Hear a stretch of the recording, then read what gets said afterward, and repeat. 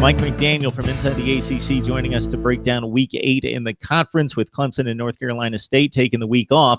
We still have some pivotal matchups as we look toward postseason play for the conference. Boston College with a surprise effort at Louisville. They got down early and then they exploded.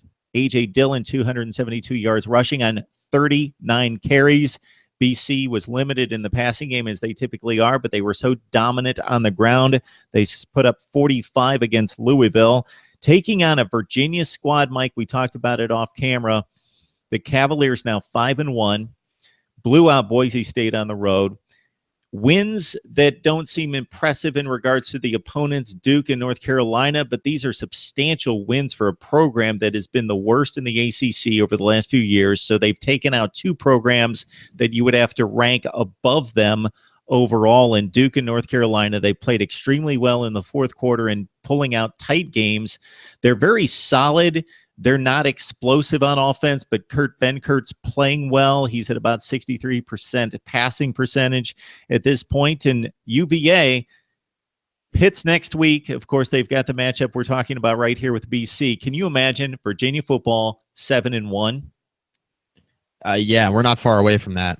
And it's pretty remarkable. I mean, they won 2 games last year. There was no reason to think they'd really have any success this year. No reason to have confidence in Kurt Benkert coming into the season.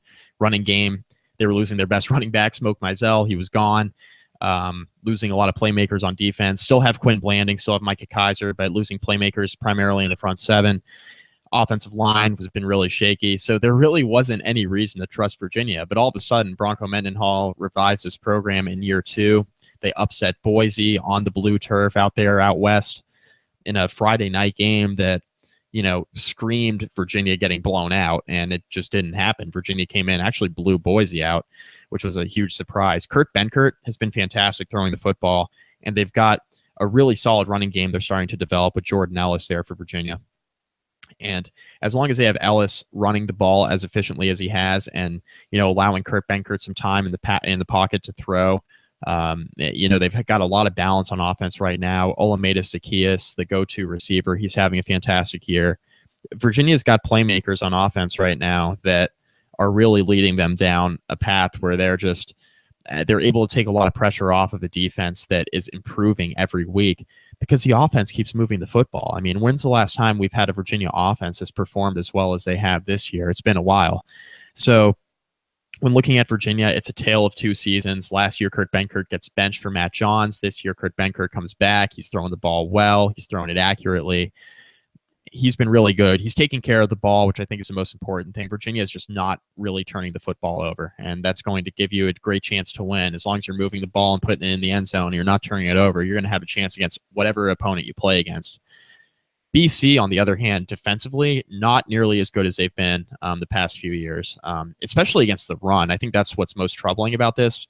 You saw Notre Dame run for almost 500 yards against them. You saw, last week what Lamar Jackson did to them. Granted, Lamar Jackson will do that to almost any defense, but, Lamar Jackson ran all over them last week.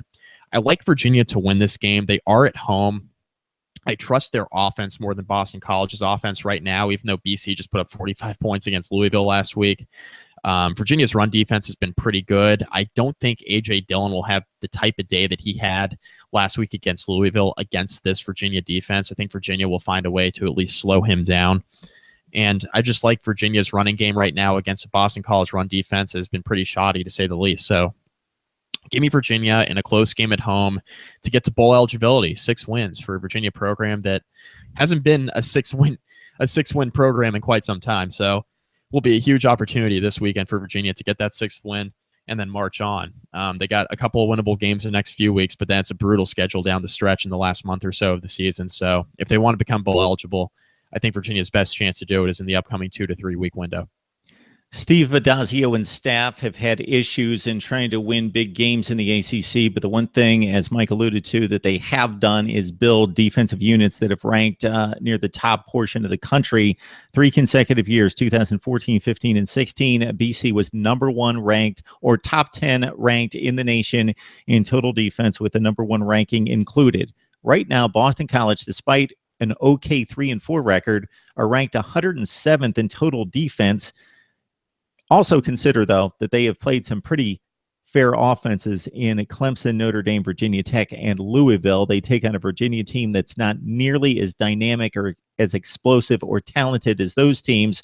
To Mike's point as well, Virginia on defense has really been bolstered by tremendous play by Kaiser, Juan Thornhill as well. Quinn Blanding is one of the best in the business. The secondary is much improved. I'll put a plug in for my conversation with Matt Trogdon from SB Nation as we talked Virginia football following the big win against North Carolina, and he outlined the secret to that defense has been the play of the secondary, and they're not most likely going to be challenged against Boston College. So Virginia could be in decent shape against a BC team that kind of offensively plays into Virginia's hands in this game in Charlottesville, with the Cavaliers looking to go to 3-0 in the ACC.